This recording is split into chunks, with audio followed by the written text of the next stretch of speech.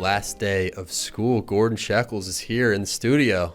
Hi, thanks so much for inviting me here. It means a lot, especially as a junior. It's crazy that today's last day of school. I'm pretty much in shock almost. Are you excited? Is it a good feeling being done junior year? Junior year is what everyone says. It's a tough year. College starts, the process starts a little bit. The grades are important. Yeah. What was it like for you? It's pretty good. It's a little bittersweet, you could say. Part of me is like, I've been in Gilman I'm a 3-year, came freshman year. So honestly, I kind of believe the hype around junior year that it's the hardest, but at the same time, I think it's also overhyped. It's not as hard as it seems. For me personally, I made some more friends. My social group expanded some more. Even though the work was really hard, that was a nice compliment that was able to almost ease my experience throughout the year. I'd say it's bittersweet because I'm a little sad. I like being on campus. I like kind of how everyone is throughout the day. I like seeing my friends. I like going to lunch. I like socializing. I like talking with my teachers. Yeah. So that's really why it's pretty bittersweet. And obviously I'm nervous about the college experience and how that's going to be. Yeah. For me, it's crazy. My last day at Gilman today. It's my last classes. Are you nervous for the next step? I remember you talking about in English, was your first job or is your first job, and now you're moving on that next step. So how do you think that transition, you think it'll be similar from your transition as a senior into college or college into the workforce? I don't know. It's interesting because I didn't feel like today was I was kind of all business today, other than our kickball game first period. It was just sort of, I feel like I've got a lot of grading to do. I've got to say goodbye to people. Yeah. And it's weird because it's that time of the year where everyone's sort of looking forward to summer. Teachers too. It's it's been a long year, busy year, had a lot to do, and now got some more to do, but summers are on the horizon, so I'm excited for that. So it hasn't really hit me that I'm leaving and not coming back yet. Yeah, I'm pretty sure I'm the same way with junior year. I haven't processed, for example, that I have exams in basically 2 days, but at the same time, I know it's coming. So, kind of what you just asked me, do you think it's bittersweet? You've been here since 2019, I believe. Yeah, 2018, the fall of 2018, 2019 school year. So I was here for 2 years as a Penn Fellow. Mm-hmm.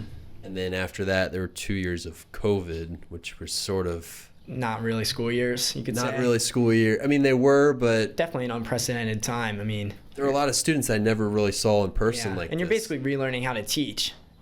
It's a weird field. It was strange, and I was teaching classes over Zoom. It was fun. Yeah. I liked it for a couple months, but I like being in person much better. Mm-hmm. I don't know. It's been 6 years at Gilman, so it's exciting for me to be moving and going on to the next step, and I'm excited to see how another school operates and meet a bunch of new people, even though that's intimidating, but I sort of like that thing, I like being able to meet people. Yeah, going into unexplored waters, basically. I have something similar. My middle school I went to was super small, out in pretty much the middle of nowhere. And coming to Gilman was... Is that St. James, right? Yeah, St. James in Monkton. Yeah. That was a super small school. I had 30 kids in my class. And here at Gilman, it's around 120. So that changed for me. I remember...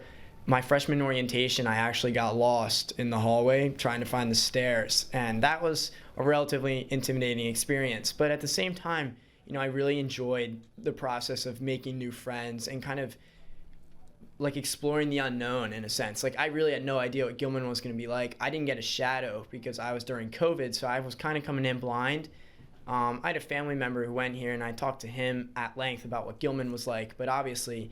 he was in his 40s, so it was a long time ago. So kind of coming in blind, I almost would say I liked more. Mm-hmm. Gave me more of a challenge and more to learn about Gilman. And over the last, now 3 years, I've come to really love this school. And I love my friends. I love the academics and stuff. So how did you, coming from St. James, sort of meet friends at Gilman? What was that like? So it was an interesting experience. It was 5 of us that graduated from St. James. We've had that core group kind of all throughout the years. We've all kind of drifted and expanded. I have one of my friends now who I'm still pretty close with. But for the most part, it was through sports and classes. I came in and I was okay at soccer, and I played fresh soft, and I met a lot of my friends through that, who I currently am friends with to this day. And it was really sports and classes. And then obviously I had my core group from middle school. But so having that like core group acted as like my foundation, so I wasn't really scared to branch out in a sense. Mm-hmm. Yeah, it's hard to make friends when you go to a new place. I mean, you sort of need those activities, those extracurriculars like GTV, sports, that kind of thing to, break into new crowds, because like you said, it's intimidating at first. You don't know anyone. You don't know how to get around the campus, I was even thinking today, our junior American Lit class with the Roland Park students. Yeah. And the Gilman guys, there's still sort of that divide between, like, not everyone's completely comfortable with each other in a way that I would have maybe expected our class to be. We were walking over in different groups, and kickball, we're sort of separated. It's very hard. I mean, I wasn't here when Gilman, Bryn Mawr, and Roland Park, started their coordination program, but, even, there's obviously, people are friends and some people mesh together, but as you just said in the American Lit class, not everyone is, super...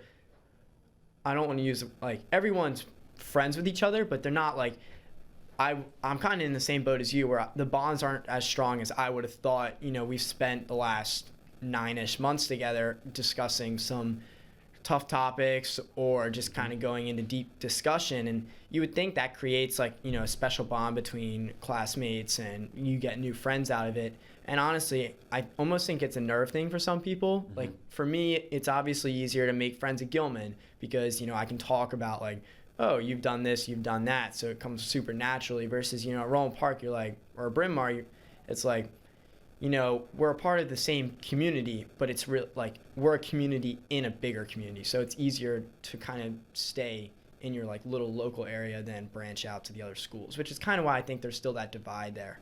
Yeah, it's totally a comfort thing, It's you feel more comfortable when you're with your 1, 2, 3 best friends in the class, and I think switching the seats does do something, but it doesn't do enough. I don't know. I think there's a special ingredient when classes really come together and really bond with each other, and it's rare that that's the case. I mean, I can appreciate it as a student, and especially from the teacher's perspective. I mean, I can really only imagine how hard it is as a teacher to be how am I supposed to get these people to like each other? I mean, for the most part, they're strangers. And I'm sure as a teacher, you're able to see that. I mean, one thing in our American Lit class that I really enjoyed was kind of the random partner assignments. I mean, I built some relationships with people who I never thought I was really going to be friends with, boy or girl. Mm-hmm. And it was nice to have those 5-minute discussions in class where you could kind of see better discussion would then come from that, because it was almost like everyone was warmed up in a sense. Everyone was ready to be more open. And obviously it might hurt that it's an 8 a.m. class sometimes, but even after the 5 minutes, it's it's almost like you're human too. So now let's have this discussion and everyone's comfortable. Everyone's ready to talk about stuff. Yes. And you need the book, or you need the poem, or the movie, or you need some sort of medium. This is why we take English classes, is because we couldn't just talk about our own lives for the whole year. You need that medium that makes it easier to open up about things and offer your true thoughts on things, that sort of stands in between just expressing what your life is like, right? It's not completely candid, because it's about the book, it's about your perspective on this character, it's how you watched this movie or this video or read this lyric, right? Yeah, I mean, it's like what you were saying with doing what the iceberg does, is find the meaning. And I'm a big believer in what you read can help shape who you are. And I really found that throughout the years, my discussion skills and ability to kind of break out of my comfort zone and discuss topics that I wouldn't have been super comfortable with early in the year, that I ended up being that really helped me develop in English and helped me develop as a person. Mm-hmm. I mean, reading for me helped shape kind of my beliefs and just understand I found a big connection with Catcher in the Rye with Holden Caulfield. He talked about being the catcher in this field of rye, which I described as being this, metaphorical description of what the end of childhood is. And I kind of envision myself as trying to be don't jump off this ledge too early. And that's kind of why I think discussion and going into the uncomfortable is really important. Yeah, he's such a tough character, Catcher in the Rye, because I don't think I understood Holden Caulfield until like the third time I read that book. Yeah. And he's such an interesting, because it's easy to dismiss him because he seems like he's complaining, or he seems like pretentious or almost elitist in a sense. And it's like, it's really not that way. Yeah. Because he lived through so much tragedy in his own life and really disturbing things that he had to live through and go through, and he couldn't find any genuine connection. I mean, it's a story about loneliness, I think. Yeah. And the easy thing to do is read it and be like, oh, this guy's just kicked out of prep school. Yeah, he's like a loser. He's a loser. He's really not. I mean, constantly through the whole book, he's desperately craving for a real relationship with someone. I mean, with Stradlater and Ackley, if I remember correctly, I mean, they were in my like, when I read the book, I considered them to be phony, especially Ackley. I mean, all he cared about was his image in Holden's eyes, but he didn't care about their relationship. It seemed more transactional than anything. And that's why I think it's so easy to dismiss Holden, is he seems so arrogant when he approaches people, but really it's just early in his childhood he was affected by the death of his brother, and that death of his brother affected him in ways that really only the author, who I'm blanking on, could remember or can depict. Yeah. I think the author's really interesting. Did you learn much about the author on your own, Salinger, this year? Because he served in World War II. I think he stormed the beaches of Normandy. Oh, wow. And I think part of the reason he was so interested in this idea of innocence and childhood and, authenticity is because he saw such horrific things over in France when he was, serving in the war. He came back to America and he bought a place in the middle of woods, and I think it was Vermont, and he was just a recluse for the rest of his life. Like, he didn't talk to interviewers. He thought people were phony himself, I think, and I think that experience really impacted him. So he put it through his characters. Holden Caulfield is like the most famous one, but he's written a lot of really interesting short stories too that I would recommend. Yeah, and that's kind of, I think, like, Holden in this case specifically is almost like Salinger, like, almost venting himself about his personal experiences. And I think it's kind of like what you just said. I mean, I think it's the medium through which he uses literature to express who he is and how, like, his experiences storming the beaches in Normandy, like, maybe, like, telling that to someone in the newer generation or the younger generation would be like, this doesn't really make sense. I wasn't there. But through literature, he's able to convey, like, oh, this is what I felt. And this is how, like, lost I felt in society when I came back from overseas and no one understood what I saw. Yeah, that's very true. I'm glad we read that book. This was the first year I actually taught that book. I really liked it. And I loved it. Yeah. I think it's a staple in American Lit. I agree. I think the book selection this year was really good. I really enjoyed the class. I'm glad to hear you say that, because I didn't know for a lot of the time if people were enjoying. Like, My Antonia was a little slow. That was a slow book, and I kind of got the meaning behind it, but at the same time, it was a really diverse selection of books. And as we talked about in class, they weren't all the same. The only common theme, I think, like Talia was like, the only common theme is that they're American Lit books. But there's so much to think about, and that's, for me, why I think I grew as a writer. I was able to, like, take all these different texts and be like, oh, there's so much hidden meaning. Like, it was so interesting to write about because I was able to, like, really connect. Yeah. But for all these different reasons, like, Holden was, kind of like, do I want to talk to people? And then Gatsby was, I mean, I couldn't really connect to Gatsby. So you were a big fan of Gatsby. Yeah, I really like The Great Gatsby. Mainly because I heard a lot of people talk about it. And I was like, this book really lives up to its name. Yeah. I understand why it's a staple in American literature. I mean, I remember, like, talking to friends in other classes, and they were like, focus on the eyes of Dr. T.J. Eckelberg. And I was like, what do you mean, Dr. T.J. Eckelberg? And I read the book, and it's like, oh, he's like the watcher of what everything goes on. He's like God just in a billboard. And I was like, this is a really interesting idea. Like, how did people see this? And it's only because they've been reading the book for decades. But I understand, like, why it has this, like, almost like, I don't know. It seems to me like the quintessential depiction of American literature. Yeah. I agree. I've read it so many times that I gotta say it might get boring for you. It gets a little boring, but it's one of my favorite books. I love having it as a part of the curriculum. So interesting. You notice something new each time you read it. So do you think that like noticing something, like when you notice something different, you think that's like you rereading it, or do you think it also gets prompted by the students? Definitely prompted by the students at times, right? Like if we all sat in the room, you would pick things out that Cesare wouldn't see and I wouldn't see, but that's definitely the case. But I also think if you read a book, 15 years from now, you'll be a completely different person in a lot of ways. You'll have different experiences. Things will just hit you differently when you get older, Yeah.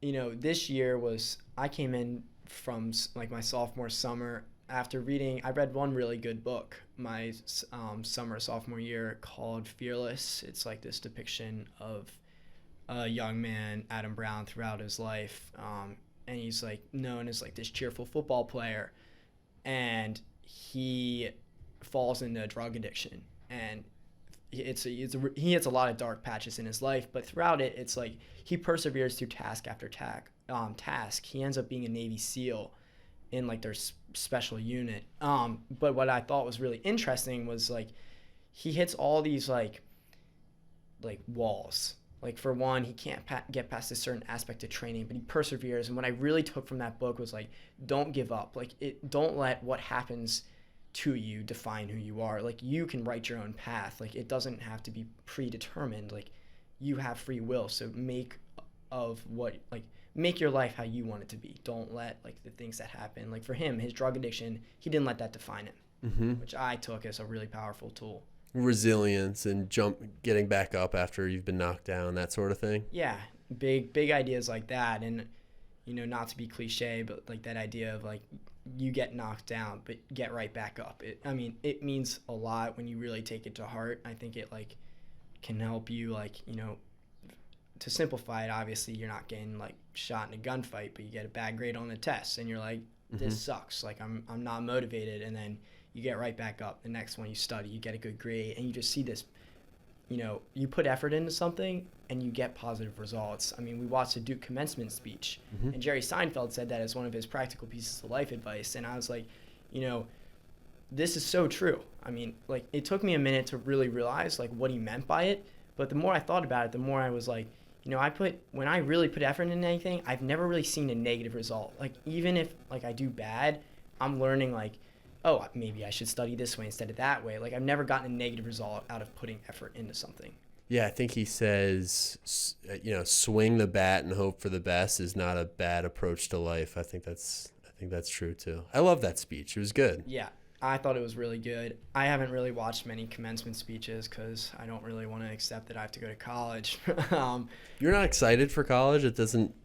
I guess you. I don't know. You love Gilman. I love Gilman. My last 3 years here have been really special. Yeah. I've grown as a man, and I've watched my friends like grow up too, in a sense. And not to be weird, but like, I've only been here 3 years. There's guys that have been here for 14 years, and they've really seen it all. But even in my last 3 years, it's a brotherhood like I've never seen anywhere else, and that's really special. And part of me worries like, is there going to be that in college? Which is why I'm a little worried about my transition next year. But I can't see into the future, but I think I'll have an answer to be like, will I be nervous? And I'm going to know in a year from now. Do you think you want to go to school farther away from Baltimore, closer, northeast, south? Do you have any idea about that stuff yet, or not really? So I've thought I don't really want to be cross-continental. My rule was like, 4-ish hours by plane. So, that gets you pretty far, anywhere from like Wyoming or I think Texas. I'm looking at a couple schools there, but, the Mid-Atlantic, I'd say, is my sweet spot, mainly because I like being close to family. Family is definitely like my ground. Like it's my home base. You have siblings? Yeah, I have a younger sister. Younger sister, yeah. She's 15. 15. Yeah. Okay. Does she go to school around here? She goes to Maryville.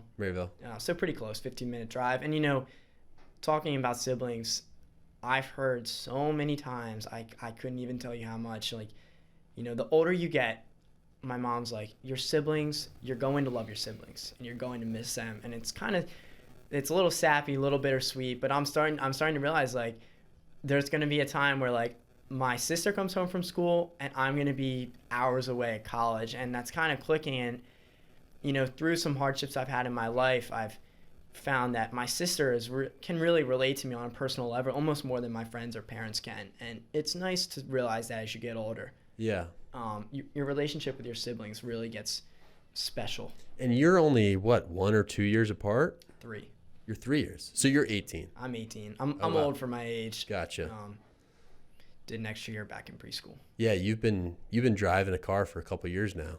Well, you've got a long commute to school. Yeah, I mean, I'm about 40 minutes-ish. So you could say my mom's probably pretty thankful I'm driving myself, but I know she misses the time spent in the car. Do you enjoy those rides to and from school? I mean, when there's not traffic, it's a nice night like tonight's going to be. Yeah. There's something special about, you know, I'm a pretty big fan of spending time in nature and just kind of observing my surroundings. You know, and as I drive from school, I go from 695, which is concrete walls, asphalt roads, gray cars, onto a couple like country-ish back roads that are like, you know, I can put my windows down, listen to music, smell the fresh air, see the trees blossoming, and like, you know, I can see these huge fields of wheat, like, you know, the wheat's kind of like flowing in the wind. It's kind of a surreal, it's almost like a painting. I wish I was an artist because I'd love to be able to depict it. Yeah, Monkton's beautiful. That landscape. It's a special area for sure. And, you know, I've been lucky enough in my life to travel out west. And, you know, we just watched Into the Wild, and I've done some pretty big climbs out in Wyoming. Like I climbed the Grand Teton. This summer I'm doing a 20-mile traverse. They're just with my dad and guide, and they're really special. Where's that going to happen? The traverse? Yeah. So it's about in June. Conditions are looking a little rough. Where are you doing that? It's in Jackson Hole, Wyoming, nice. in Teton National Park. Okay. I believe it's about 6 peaks over 2 days. Dang. So how that works is you take like a pack, and you've got like, you know, your sleeping bag, sleeping pad. You wear the harness. You've got some rope, some carabiners and stuff like that, and you walk. And then you're in like not a tennis shoe and not like a climbing shoe. So climbing shoe is like this rubber sole, and it's for most friction against the rock. You're in this what they call an approach shoe, and it basically is this little rubber section because you want to climb on your toes for max grip, which seems really counterintuitive. I promise it works if anyone wants to try, but it seems like you're trusting your toes to hold you up when there's 1,000 feet of exposure. You're like, this is kind of weird. But yeah, it's, you know, you walk, and then the peaks are luckily in relatively close proximity to each other. So it's basically you go to one, you descend, and then you go a little bit more up, and then you go back down, a little more up, and you kind of rinse and repeat that. And the wake up the second day, you don't really sleep. I mean, you wake up at 3 a.m. and you're asleep at maybe 10 if you can sleep. But what I like about that and why it's special is not to be like trying to be different, but I never bring my phone on these trips, and no one else does. I mean, we have a sat phone, but that's only for emergencies if someone gets injured. And it's really allowed me to realize how like almost like special like nature is. And like, you know, I'm going to sound like Christopher McCandless from Into the Wild, but or Thoreau. It's just there's something in nature that you can only get when you fully disconnect from society. I mean, there's this drone that you don't really realize until you like are in the absolute quiet that nature gives. Is it scary? No, it's oddly peaceful. Yeah. Like, I always feel really at peace. But the Tetons, they got all kinds of animals at night, and it doesn't get cold. It doesn't get super cold, and luckily, from my understanding, I've never been told the bears stay kind of low elevation, and we sleep pretty high. I mean, you sleep in the saddle for the Grand Teton. I believe that's at like 11,000 feet, and the summit's at about 13,770 is the summit. Dang. So it takes how long to get to the top? So it's about a 12-hour approach, which means you're going from the trailhead up to the saddle, which is where you sleep. It's about a football field in length, maybe a little skinnier than that, about the width of maybe a tennis court. And then it's 6 hours. You wake up at 3 a.m. and we summited at 6:30. so 2,000 feet in about 3.5 hours, which was pretty good. And then you descend back down in about another 9. So, in terms of actual walking, it's probably a day. That's awesome. That's something to look forward to this summer for sure. Yeah, I'm really excited. And obviously, if anyone wants to try, you don't have to go climb a mountain. I mean, you can walk in your park or find a trail. I mean, just near us is Loch Raven. But it's nice for you and your dad. You can put the phones down and be completely immersed in nature, and it's difficult. I mean, it's definitely a memory, right? Like, you'll never forget that. The memories we make are really special. And that's also why people will ask me, it's like, do you recommend this? I'm always like, of course I do. It's a special experience that not many people get to do. And, getting that one-on-one time with either your family or stuff like that is really nice. Do you see people do you think you'll see a bunch of people, or is it pretty quiet? Normally it's pretty quiet. On like the busy part of the trailhead, there's a lot of you get like tourists and kind of just like the general like busyness of a trail out there. It's super pretty. I mean, everyone wants to see, which I totally get. But once you get higher up and the climbing and hiking gets more technical, that's when the people start to really thin out. Mm-hmm. That's awesome. What else are you doing this summer? Is that going to be kind of the main thing for you? That I'm playing some pickup lacrosse. I'm trying to get back into it. I'm a big lacrosse fan. You are? Yeah. Which is good. Even if you're not playing all the time or playing for Gilman. No, I think it's a good community. I mean, I love watching sports and I love playing. And, pickup is a fun way for me to maybe not play at the highest level, but it's fun for me to be like, I always like playing in the first place. Yeah. So getting that, like, almost getting back into the sport. Obviously, I'm not in my 30s or 40s playing pickup. I'm 18 playing pickup. But, I'm excited. Yeah. Been watching the college lacrosse, a couple upsets here and there, and I was like, this is kind of weird. Yeah, what are your thoughts? So this weekend coming up is the Final Four in Philadelphia. We've got Notre Dame plays Denver, and then we've got Maryland plays Virginia, which will be a good one. Yeah. I was going to go. I've been going to the Final Fours with my dad since I was a little kid, and it's just a fun Memorial Day event. But this year I can't say there's a team that I'm really rooting. I'm rooting for the Gilman guys on these teams for sure. Yeah. But Kyle Morris on UVA, and I think one of the Tortolani brothers at Denver. Yeah, Denver as Tortolani, who was in my first class ever at Gilman. Oh, really? Yeah. That's so cool. Which is pretty cool. And then Casey Doyle is on Notre Dame. So on pretty heavy championship-looking teams. I mean, I'm biased. I'm a Maryland fan. Personally, I want Maryland to win the national championship, but I don't think they're going to. If I had to pick one, I'm gonna. Why are you a Maryland fan? Where'd that come from? Well, I feel like I live in Maryland. My dad played there, so he's always like, "You don't root for Maryland, you might get kicked out of the house for a night." He's like, "You better not be a UVA or Hopkins fan, not the ACC or Big Ten rivalry." So my dad played at Hopkins, so he's got some bad blood in this room. Yeah, so he hates Syracuse, hates Maryland. I mean, he hates everyone who's not Hopkins, but if you're not a sports fan if you don't hate one of the other rivals. Yeah, but I did want to see Hopkins win against Virginia, even though, again, Kyle Morris, I'm a big fan of his, and I wanted to see him do well. I personally wanted to see Hopkins over UVA. I'm just tired of the same teams, Yeah, it definitely gets boring. That's why I was really excited to see Duke lose. Obviously, I feel bad for Brendan O'Neill. I think he should have had a national championship under his belt, but I'm sure he'll get a ring in the PLL. Duke themselves, I was just kind of happy to see them lose. Yeah, I'm not a Duke fan. Especially after the Crease last tournament when can't remember the guy's name, but I think it was against Penn State, and it was the final goal, and they had no replay. Yeah, it's craziness. So part of me doesn't love the replay. I mean, I know that we need it for some plays, but I sort of like the fact that there's a little bit of human error. I like the on-the-spot calls. Maybe not in overtime. Maybe we review things in overtime. It might be different, but regular during the games, I'm like, I kind of like these on-the-spot calls. I mean, it makes the game more almost unbiased. Like the refs, I feel like refs might have a little bit of bias, but more flags go, and it's harder to challenge stuff. Yeah, I don't know. So Danowski apparently after the game said, the head coach at Duke said, "Oh, I hate the replay now because." I think Maryland got a goal. They got a goal. It got waved off originally because it looked like it wasn't going. I think Tillman challenged it, and then it was decided a goal. That put him in the lead. Yes. And that was a big deal. Yes, but I don't know. Sometimes you want the technology to go away and just have humans make the call like it was, but I get it. Yeah. I don't think anyone's beaten Notre Dame, though. I think they're just too good. So if you had to take your picks, who are you? So you're going UVA over Maryland and then Notre Dame over UVA? Notre Dame over Denver, Notre Dame over UVA. Yeah. And I think the semifinal games won't be close.